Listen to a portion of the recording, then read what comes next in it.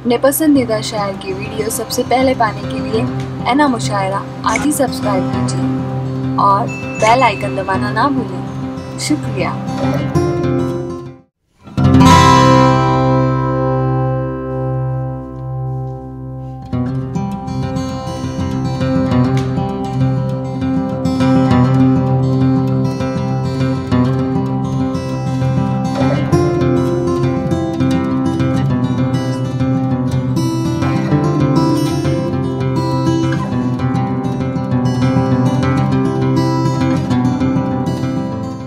और मेहमान ख़ुसूसी को अपने ख्यालात का इजहार पेश करने के लिए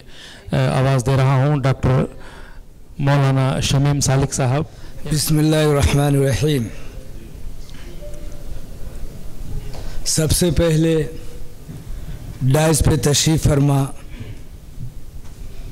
मौजूदा उर्दू दौर के चेयरमैन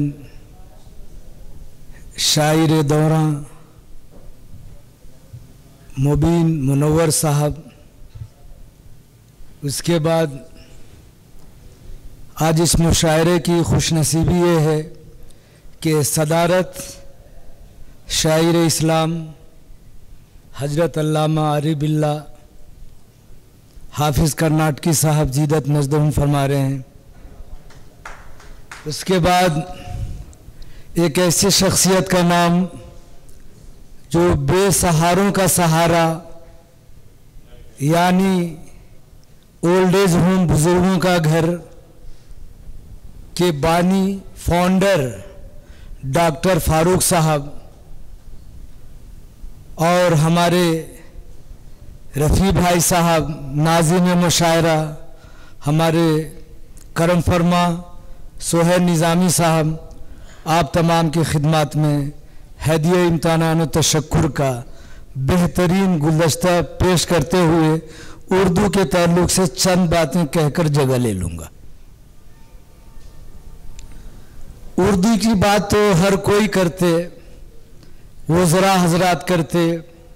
कायदीन हजरात करते, और ऐसे मुशायरे या उर्दू प्रोग्राम में जाएंगे तो ऐसा लगता है कि उर्दू की मोहब्बत उनके दिलों में रगो रेशा में जागुज़ी हो चुकी है। लेकिन अफसोस की बात है कि बेंगलोर जैसा शहर इकनॉमिक और माशियात और तिजारत में बढ़ता हुआ सूरज जैसा चमकता हुआ शहर, आपको एक उर्दू भवन नजर नहीं आएगा।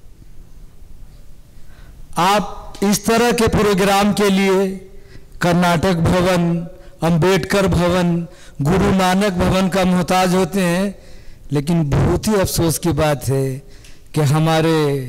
मिनिस्टर्स हजरात, हमारे ही वज़रा हजरात वादे बहुत करते हैं, मुख्तलिफ तरक्याती फंड्स अगर चाहें तो उम्दा से उम्दा उर्दू भवन कायम कर सकते हैं, लेकिन आपको उर्दू भवन नज़र नहीं आता है। लेकिन मुझे ला तक़नतु मिन रहमतिल्लाह, नाउमीदी कुफ्र है, अल्लाह की रहमत से नाउमीद नहीं होनी चाहिए। मैं समझता हूँ कि एक उर्दू दां जो चेयरमैन से पहले और हमारे एक ऐसे जिनकी सदारत में ऐसी शख्सियत हाफिज़ कर्नाटक साहब, अगर वो चाहें तो बगैर किसी फंड के एक उर्दू भवन बना सकते हैं, अगर ये हिम्मत कर ले, ठान ले। और मैं चाहूँगा कि शायर इस्लाम जहाँ आपके कद्दो काविश और कुर्बानी, भाई देखिए मोदी साहब कहते हैं कि अच्छे दिन आ गए, तो 4 साल में क्या अच्छे दिन हैं वो तो आप जानते हैं। हम लोग मोदी साहब से ये गुजारिश करते हैं कि ये 4 साल जो अच्छे दिन आप गिनवाते हैं, 4 साल पहले बैग का बुरा दिन हमें लौटा दे, वो सबसे ज़्यादा अच्छा हो जाएगा। तो आज अच्छे दिन इस माने पे हैं कि उर्दू की खुशनसीबी है कि हमारे मुबीन साहब, हमारे हाफिज़ कर्नाटक साहब अगर चाहेंगे और ठान लेंगे तो इंशाअल्लाह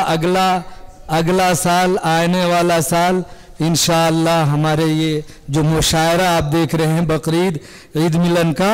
इंशाअल्लाह उर्दू भवन में हो सकता है। लिहाजा हम गुजारिश करते हैं आप दोनों बहुत ही बावकार जी वकार मोहतरम वक्र शख्सियात से कि आप ठान लें मुख्तलिफ फंड से अगर चाहे मुनव्वर साहब और ज़ाती तवज्जुहात हमारे